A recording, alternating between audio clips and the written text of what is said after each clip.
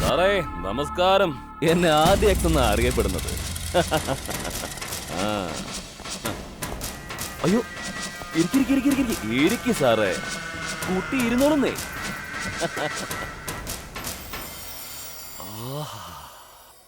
വീട്ടിൽ നിന്ന് ഭക്ഷണം കഴിച്ച് എത്ര നാളായെന്നറിയോ? അല്ല എന്താ ഇത്? എനിക്ക് വിശക്കുന്നേ, ചോറ് സാധനങ്ങള്. കൊച്ചനെ, ഞങ്ങൾക്ക് ഈ സ്വത്തും മുതലും അല്ലാതെ വേറെ ഒന്നുമില്ലടാ മോനെ. അയ്യോ, എനിക്കും ഒരു കോംപ്ലക്സ് പണിയാൻ ഇതുപോലെ നല്ലൊരു സ്ഥലം വേറെ ഇല്ലല്ലോ.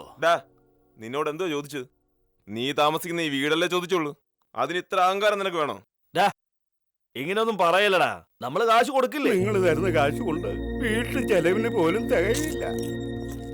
സാറേ, ആദ്യം സാറിന്റെ പ്രോബ്ലം എന്താണെന്ന് പറ. എന്റെ മൂത്ത പേരക്കുട്ടിയുടെ കല്യാണം.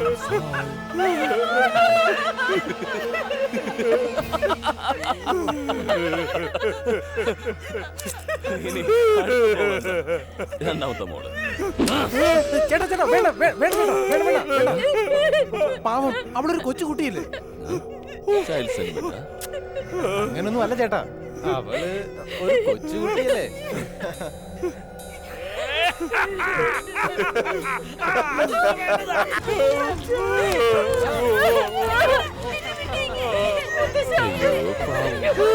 പ്രായത്തിൽ കാണേണ്ട കാര്യമാണോ ഇതൊക്കെ? എന്താ സാർ, ഞാൻ അപ്പോഴേ പറഞ്ഞത്, സാർ അത് കേട്ടില്ല. കണ്ടില്ലേ പേരക്കുട്ടി കരയുന്നത്? മിഡിൽ ക്ലാസ്സുകാർക്ക് ബാക്കിയുള്ളത് ഈ മാനം മാത്രമാണ്. ഇപ്പൊ അതും പോയി.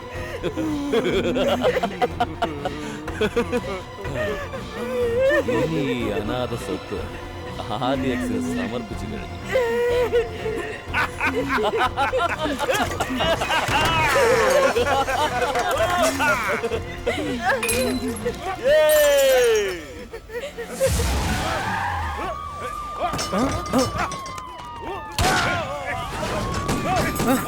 മാറ്, ഓട് ചേട്ടാ, മാറിക്കോ, മാറ്.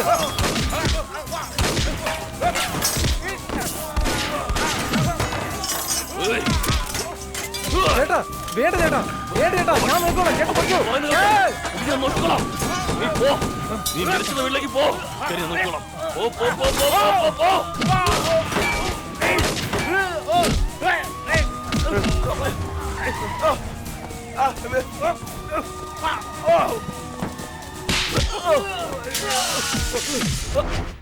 എടാ, ഈ മന്ത്രി എന്ന് പറഞ്ഞാ നീ എന്താ കരുതിയത്? ഇതിനൊക്കെ വേവലാതി പിടിച്ചാൽ എങ്ങനെയാ? ഭരണം നമ്മുടെ കയ്യിലുള്ളപ്പോ അസിസ്റ്റന്റ് കമ്മീഷണറെ പേടിക്കേണ്ട കാര്യം ഉണ്ടോടാ? ഫോൺ വെക്കടാ, ഞാൻ നോക്കിക്കോളാന്ന് പറഞ്ഞില്ലേ? Morning sir. ഇതാര് എ സിയോ? എടാ, എ സിക്ക് എന്താ വേണ്ടെന്ന് ചോദിക്കടാ.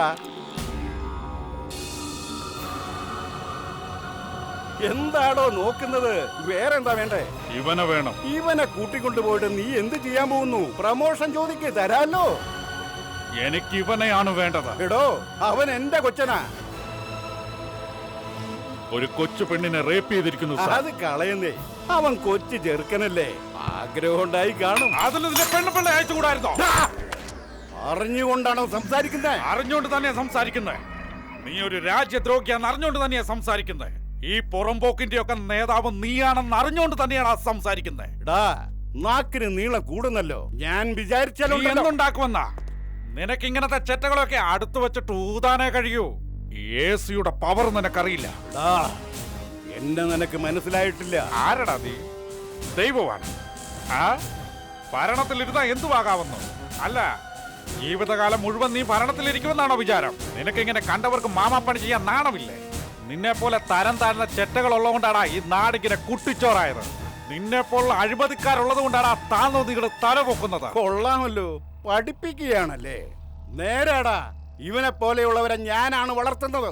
ഇവരെ കൊണ്ടാണ് പിക് പോക്കറ്റ് മുതൽ ഇലക്ഷൻ വരെ നിയന്ത്രിക്കുന്നത്. ഞാൻ ചെയ്യും. നിന്നെ കൊണ്ട് എന്ത് ചെയ്യാൻ കഴിയുമെന്ന് പറ. എന്നെ പോലുള്ള മന്ത്രിമാരുടെ കാവൽക്കാരാ നിങ്ങള്.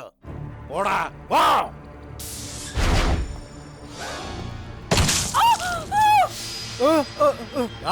വേണ്ട, പറയുന്നത് കേൾക്ക.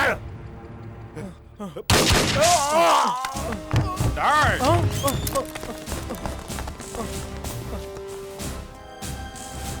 ഒളിച്ചിരിക്കാൻ ഇടം കൊടുക്കാത്തത് കൊണ്ട് ഒരു പാവം മിനിസ്റ്റർ ഇവൻ കൊന്നു. ഇവനെ അറസ്റ്റ് ചെയ്യ്.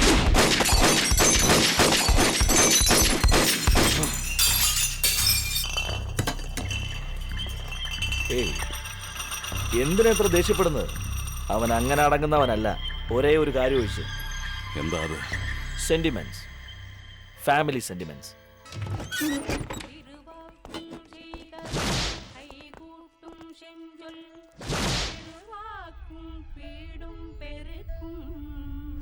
നിങ്ങൾ ആരാ? സാറേ, ഞാൻ RDX. RDX എന്ന് പറഞ്ഞാൽ അയ്യോ, വെടിമരുന്നല്ല, എന്റെ പേരങ്ങനെയാ. നിങ്ങൾക്ക് എന്താ വേണ്ടത്? സാറേ, ഞാന് അബ്ദുള്ള, സദാ, എന്റെ അനിയൻ റോബർട്ട് എന്ന് ഞങ്ങൾ മൊത്തം 4 പേരാ. ഞങ്ങളിങ്ങനെ ചെറിയ വെട്ട്, കുത്ത്, കൊല, കേസ്, കോടതി എന്നിങ്ങനെയൊക്കെ പറഞ്ഞ് ഞങ്ങളെ കൊണ്ട് കഴിയാവുന്നതൊക്കെ ചെയ്ത് ഇങ്ങനെയൊക്കെ അങ്ങ് ജീവിച്ചു പോകുന്നു. ഞങ്ങളുടെ ജീവിതമാണേ. അത് ചെയ്യരുതെന്ന് പറഞ്ഞാൽ എങ്ങനെയാ? ഞങ്ങൾക്കും ജീവിക്കണ്ടേ സാറേ? ആരാടാ നീ? നമസ്കാരം സാറേ, നമസ്കാരം.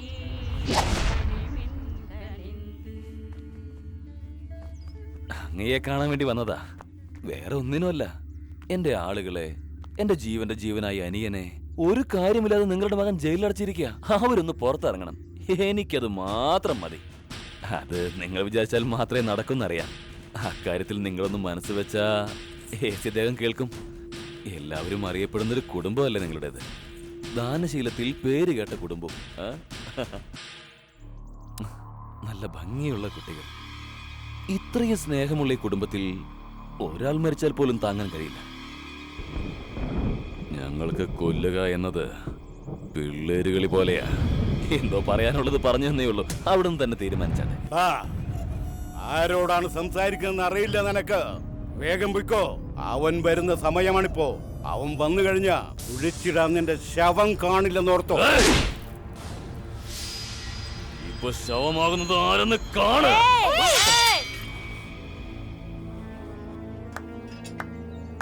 ഇതാണടാ എന്റെ വംശം. സിംഹക്കുട്ടികളാണടാ. ഭയമെന്നൊരു വാക്ക് ഞങ്ങളുടെ പരമ്പരയിലില്ല. നിന്നെ മെരുക്കാൻ ഇവര് മതി. വലിച്ചോണ്ട് പോടായും.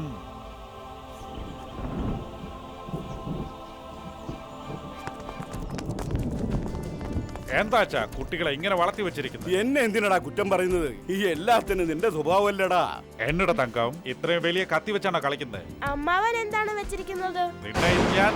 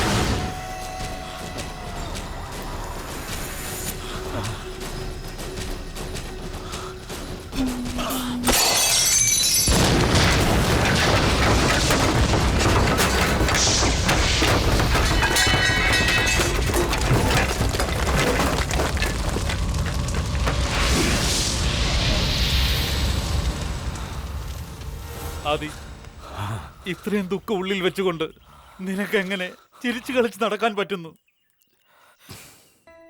സ്വന്തം മകനേക്കാളും സ്നേഹിച്ചു വളർത്തിയ അച്ഛൻ്റെ സ്നേഹം, ലാളിച്ചു വളർത്തിയ അമ്മയുടെ മുഖം, നിഷ്കളങ്കതയോടെ ചിരിക്കുന്ന എൻ്റെ അനുജത്തി, ഇതാണ് അച്ഛൻ എന്നെ ജീവിക്കാൻ പ്രേരിപ്പിച്ചത്. എൻ്റെ കൺമുന്നിൽ എൻ്റെ കുടുംബത്തെ ചുട്ടു കൊന്നത്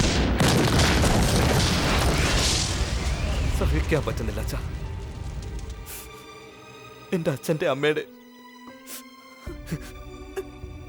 അസ്ഥി പോലും എനിക്ക് കാണാൻ കഴിഞ്ഞില്ല അമ്മേ. ആ ലൈബ്രറിയിലുള്ള ഓരോ ചുടുകട്ടയിലും ഇരിക്കുന്ന ചുവപ്പ് ചുടുകട്ടയുടെ നിറമല്ല അച്ഛാ, ചുട്ടുകൊന്ന എൻ്റെ കുടുംബത്തിന്റെ രക്തമാണത്. ഇവന്മാരോടെല്ലാം പകരം ചോദിക്കാൻ വേണ്ടി മാത്രമാണ് ദൈവം എന്നെ ചാവാൻ അനുവദിക്കാഞ്ഞത്.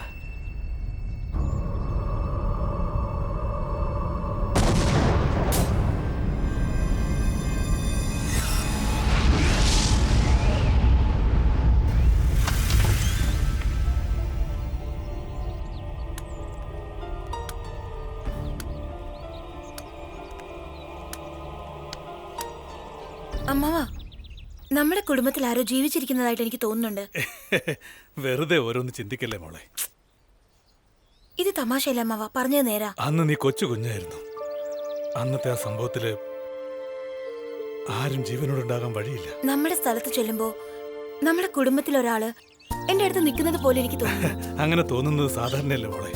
പക്ഷെ അതിനുള്ള ചാൻസ് വളരെ വിശ്വസിക്കാം അമ്മാവാ, എനിക്ക് അങ്ങനെ തന്നെ തോന്നുന്നത്. പാരമ്പര്യമായിട്ട് നമ്മൾ ജീവിക്കുന്ന തറവാടായതുകൊണ്ട് നിനക്ക് അങ്ങനെ തോന്നുന്നതായിരിക്കാം.